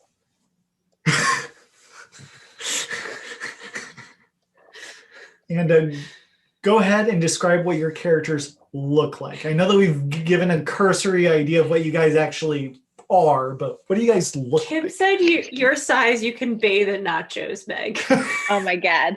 I just do it. Her in a jacuzzi, a queso bowl. Yes. Ah. Now we're talking. So my character has lightly green skin and tiny tusks. They're very elegant looking tusks. They're perfectly proportioned to his perfectly symmetrical face. And he has black hair that he keeps back in a ponytail, pointed ears like an elf, and basically looks like a hero from an anime, but a girl's anime. He's a Bishonen. So if anyone has seen, which I know Kim has, or on High School Host Club, he is a lot like Tamaki, but with dark hair and a ponytail. But he's kind of modeled personality-wise after Tamaki. So. And Hey Hey is sitting next to you, also just being an angsty little chicken, wanting the vengeance of its past owner's death. Yes. John, what do you look like? And, what are you eating, real quick, before? She's eating nachos. I'm eating noodles. Oh, nice. Chopsticks.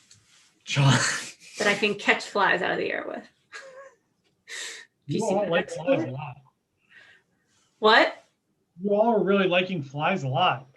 I catch them and then I hand them to Kevin.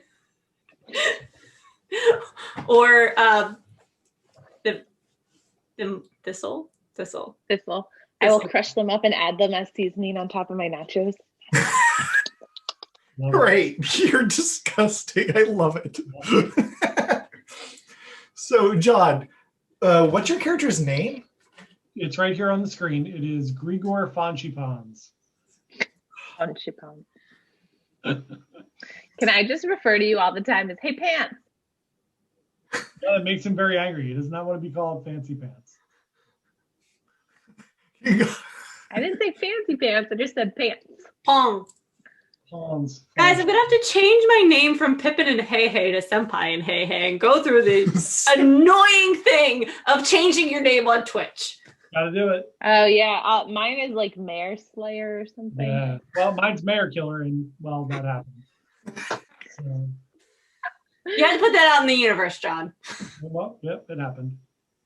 So, describe what he looks like. He looks somewhat like this Twilight-ish, K-pop-ish elf man here. A little steampunk edge, as Evan noted. Yeah, something like that. Wearing his tight leathers that are just mildly too small. Yeah. It's a little too small. I like it. Yeah. Really tight jeans. Skinny jeans. Yep. Has his elf hair in a man bun so you can see his ears. I bloody love this guy. By the way, I have a Is he also blonde? Yeah. It's dark white. Yeah, of course. Man, that's Draco half Draco Malfoy. Well, yeah, I like that. There you go. Yeah. Any tattoos or distinguishing characteristics to give him that full-on edgelord? Yeah, I mean, he probably has a tramp stamp on his back. We'll get into that. I love this. And what is he eating? He is eating a pie that Kai said he got the recipe from his old tavern. Kim asked with or without the Draco attitude. No Draco attitude. Nope. Unless you call him Fancy Pants. Then everyone dies. My father will hear about this. He blacks out and everyone dies. All right. And not Gully. Thistle. Although Walt said that I should have the surname first and instead be Turnip Thistle instead of Thistle Turnip. I like it. I don't know what matters more if I would have introduced myself, but as such, I said I should be Thistle from the Turnip clan, first of her name. I love that. Do that. Okay. So I am different shades of yellow and orange all over, like, as in like my body is yellow and my wings have yellow and orange and stuff like that. It's rather pretty. And then in stark contrast, I have a silver mohawk. And around my neck, it's a leather little cord and then a piece of wood. And that's where the kind of like wood carving on it is the badger. Yeah, but it's like really small, and I try not to show it to people because I'm like secretly ashamed that I got this creature, but I don't know what the creature is yet, so I just call it the thing. All right. And then I think I want to have like bright blue eyes so they contrast against my skin. You have a bright blue what? Eyes. Blue Oh. eyes. And then I am 6 inches tall and 22 years old. And I am, yeah, that's about it. Sounds good. You guys are enjoying your meal, just finishing up a recent job clearing out. There was some local fight pits. The fights got a little out of hand, and you guys had to kill off a few of the stray giant rats that they were using. But you guys got paid a really pretty sum for that. You guys were each given 10 golden tiles for that. So that's 10 gold each for completing a job. And you guys are sitting, celebrating, enjoying a job well done of clearing out. Wait, is it actual gold? Yes, it's actual Michael gold. says he's in trouble. His character would absolutely call him Fancy Pants, not to be mean or bully him, but it sounds like that. I know. That's the point of the problem. Blind rage. People will die. So this is great. So Next Friday, Michael has off. We'll have Dad watch Charlotte. It's fine. You can come play. anyway. I would like to point out that my weakness is nachos. So if we're ever on a mission and there's like a plate of nachos or something, I get very distracted and do not want to continue working. That is a great weakness. Thank you. But you guys are enjoying a nice after job meal, enjoying your time, when all of a sudden this band of miscreants, you haven't seen these guys before, wander into your tavern. These two orcish seamen, you can tell that they're They have bulbous heads and tails. Thanks. Thank you so much. Sorry. You tell that they work on a ship because they have like these shorts on and just vests so that they can climb scaffolding and do their jobs without too much material in the way.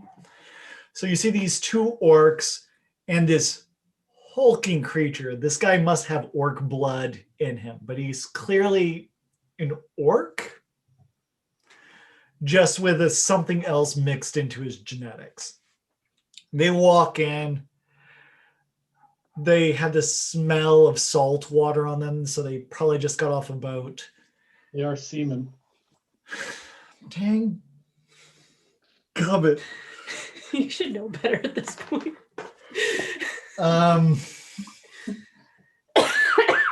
They seem very arrogant. And as one of the orcs goes up to Kai, like, hey, we're going to be wanting some rooms here. We just commandeered a ship they were planning on selling. It's going to be worth a pretty penny. So we'll take your best room. And the goblin's like, all right, whatever. I'll set you up with the double large. Will that be the double large just for you or for the entire group? It's like, no, we'll get our own rooms. And they start discussing. And one of the two orcs comes up to your table. It's like, oh, these look nice. And actually steals one of the chips from Thistle's plate. So you're not going to be eating all this, right? So I'll just enjoy some of these chips.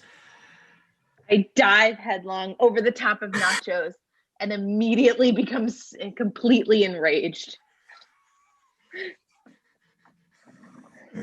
I, still holding my bowl of noodles and chopsticks, don't even look at him and say, it is impolite to steal from a lady's plate. You should think twice before taking what's not yours and continue eating.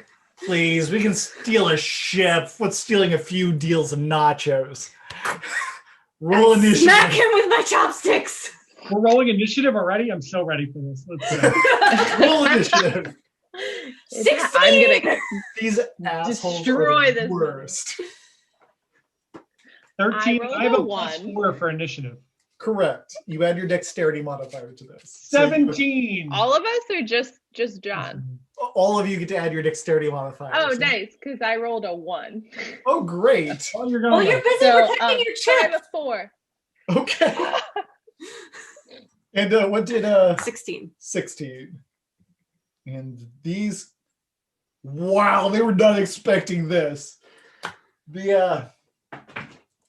They seem like really ready to just draw some more blood. They don't really care. They're on the side of town. No That's one's how we gonna... get a boat first game. Nice. Take to the water. So, John, you're the quickest. Yep. You see that poor Thistle is way too distraught that her nachos were even touched. So she's going the slowest out of the lot of you. But these orcs have their hands on their sword, ready to pull them out and just kill the annoying nuisance in the room. What do you do? I'm just going to sneak up quickly and just rapier the shit out of whoever I can reach. Oh, okay. Game You sneak on. up behind him. Go ahead and make your attack roll against the poor orc who doesn't realize that you're a threat. The one that stole the nachos, the one that's by the door keeping an eye on a couple of things, or the giant orc who's near the desk trying to get his room. I'll do the closer one. The one with the nachos? Yeah. Okay. You go up to the nacho guy, make your attack roll with advantage. I rolled a 13. Oh, so I get to roll twice. All right. Yep. That's what that means. All right. 19. You hit. So because you hit and he hasn't gone yet, it's a critical hit. So go ahead and roll 2d8 plus 4d6 and add 4. This is going to be a very different game. Oh, wait. Where's the... So Michael said 5 seconds in, fight over nachos. I said a fight worth fighting. Evan said nacho average town watchman. And then there was a round of a few more nacho puns. And then Michael said, dude, it took us a month to get a good boat. If you hijack a boat in the first 5 seconds over nachos, I commend you. 26. Right, well, now we have to do it. This boat has to be ours. 26. 26 damage? Yeah. Okay, so you straight up butcher this creature. So he's like, ha ha ha, nachos. He shoves it in his mouth, and this little tiny rapier comes out the back of his head, through the back of his head, through his mouth, and he goes, it breaks the chip in his hand that was coming towards his lips, and he just collapses. And the orc by the door draws his attention over and goes, Kruth? Oh, shit! Dead. What do you do? I spin and pull out my longbow. Well, I spin, place my bowl down, set my chopsticks on top, pull out my longbow, and shoot at him. Oh, go for it. And then also with my bonus action. All right, 12 plus 8. So 20 to hit. 20 will hit the orc by the door. And I did 10 damage. Okay, he's still alive. And then hey for my bonus action is going to fly or run across and get him with his claws. He attacks his face. So hey does. So we decided he was a beast of the land, correct? Yes. Okay. So 14 plus. Wait, I don't know where his plus is. Your spell attack modifier. So that is wisdom. 3. So 3, 17. 5. 17? Yep. That'll definitely hit. All right, so he does 1, 2, 8 plus 2 plus proficiency bonus, which is 2. So 1d8 plus 4. So 9 damage. So you quickly turn around and shoot that orc who's like, oh shit! And hey, he's like, ah, crap! And a chicken just plows into his skull, knocks it to the ground, and hey, just in a cloud of feathers, rips into this orc, and the orc stops breathing. I turn back to the table, pick my bowl back up, and continue eating. This was quick. So wait, are they both dead already? Those 2 orcs are dead. The giant, and by giant, I mean he's like 12 feet tall. Closer to 9. He's a 9-foot tall giant orc built with a giant pot belly like an ogre. That creature turns around and goes, guys? And what does the crazy little barbarian do? So with a mouthful of chips and crumbs just like following out, I yell to Kevin, I say, we'll ride! And I jump on his back, and we go as far in a barbaric rage right towards the guy's eye with my little cocktail sword, and like as fast as I can go. And just chips are just falling out of my mouth as it happens, and cheese on my hand. I really love that with the camera, because you were like hitting the camera perfectly. Ah! Okay, are you attacking recklessly? Is that what it means when I'm raging? No. Well, you enter a rage, so that is Right. your bonus action. Attacking recklessly gives you advantage. On the Oh attack. yeah, I have it. Advantage to hit target, but everyone gets advantage to hit me. That's fine. Yeah, I'm recklessly gonna destroy this guy. Okay, skewer the creature to the best of your ability. Make an attack roll. Add your roll twice. Take the higher number. All right, D20, Yep, d20 16, and 17. 17. Yes, you hit. Great. Lovely. And so then for that, I roll it's a 6 to hit. It's 1d8 plus 4 for damage, 1d8 plus 6 if raging. So 1d8, I got a 7 plus 6, so 13 damage. This guy better have lost that eyeball. I pull it out on my cocktail sword. Yeah, you like scrape, skewer into like the bone. It nicks his eye. You see him bleeding. He is blinded. You don't have the eyeball on the skewer, but he's like, holy shit! Pulls out this massive tree that he uses as a great club and attempts to kill the thing that just pierced its eye. Hopefully I don't die 5 seconds in, guys. Nah, you're fine. No, you're raging. So he does hit.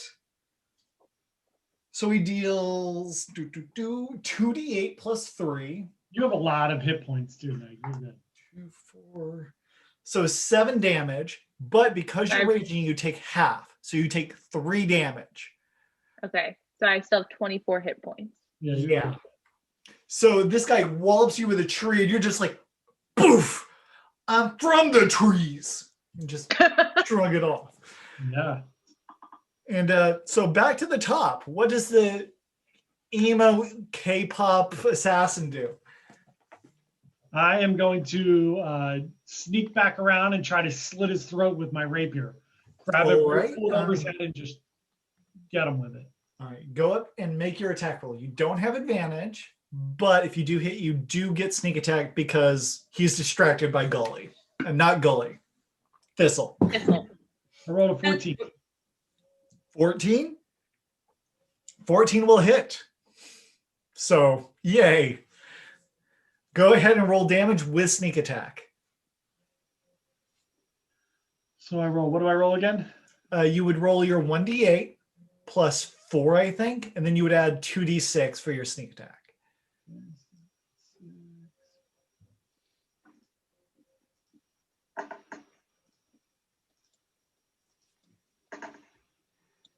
I rolled 12 total damage. All right, so your rapier pierces his vertebrae, severs his cord, he just drops to the ground as he just screams and burgles about his eye and mad fairies. And then he dies.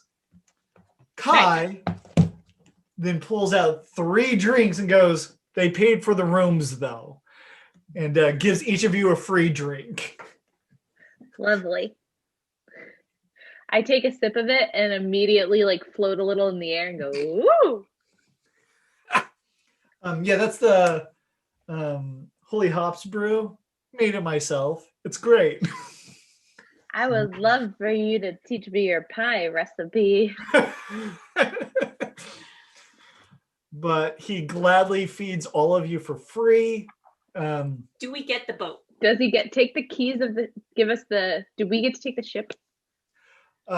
He's like, I don't know. You look at their person, I trying search to the bodies. find whatever documentation you can. Go ahead and give me an investigation check, which I believe one of you is really proficient in. 17. Me. 17. Intelligence. 17 is solid. 6. 6. You I'm find far John, what more did you get? concerned. Aren't you like super good at this? John is. What I did, want someone to John say, get? "I'm the captain now." Grigor. What did you get? What am I rolling? Sorry. Investigation. So investigation. You get double proficiency and int and everything. No, investigation, I'm only a +4. So Oh, I got cool. 19. Oh, okay. This is going to be a very different game. The pixie, who's small, goes through the pockets, pulls out all the things that she found, and the investigator looks over them, trying to find anything of note. You do realize that this guy was clearly a half ogre of some kind. And given the rings on his hand, he was probably like a... there's a role that's not captain, but is in charge of the crew. Quartermaster? Quartermaster. He's Can I probably take that ring and put it on as a belt and say, "I always wanted to sail a ship"? Wow. You put on the quartermaster ring. There's also the lot of you find 2 silver. Okay, you what? I find nothing. I rolled a 6. Yeah, you're right. You were too distracted by your noodles.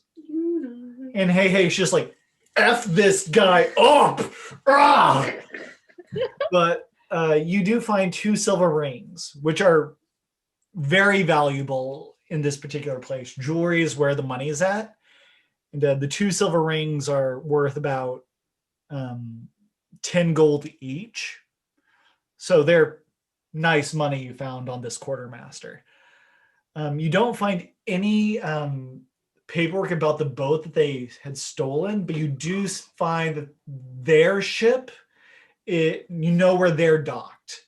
So maybe if you went onto their boat, you could find out where they were sailing their stolen vessel. But that's for another time. Right now, you're enjoying a free meal. Got some more coin. And you guys are living the life right now. Nice. As Kai mops up more blood and says, "Thanks again for keeping this place clean of rabble." Yes. And that is where we will end our first session 0. You guys killing Good one. some random pirates. Love it. Nice. It's going to be a very different game. So we're heading to Woohoo. sea. No, maybe not. I hope not. You guys are... We keep throwing monkey wrenches at your plan. Yes. Probably. You guys might get a boat. You guys can progress and try to get the boat. You guys know where their pirate ship is. So maybe you guys will do that next time. All right. Well, I don't feel like we have many announcements this week. Hopefully, the editor will get with it and get some stuff organized and fixed up on things. But yeah. But I hope that everyone enjoyed the second session 0. The end of last campaign was abrupt, but traumatic. and traumatic. Not But for me. this will be. Thanks, Here, you just John. walked away. You're just like, I'm just gonna cause all these problems and peace. Someone's at the door. Gotta go, guys. Gotta go. Bye. Someone's at the door. See you later. I'm much more excited to play this character. Yeah. Well, I'm looking forward to seeing the kind of anarchy you guys cause. How you say anarchy? That's right. It'll be fun. Thank you guys for joining us, and We hope you Yeah. had fun. We'll see you next week. Should be interesting. Hey, everybody. Goodbye.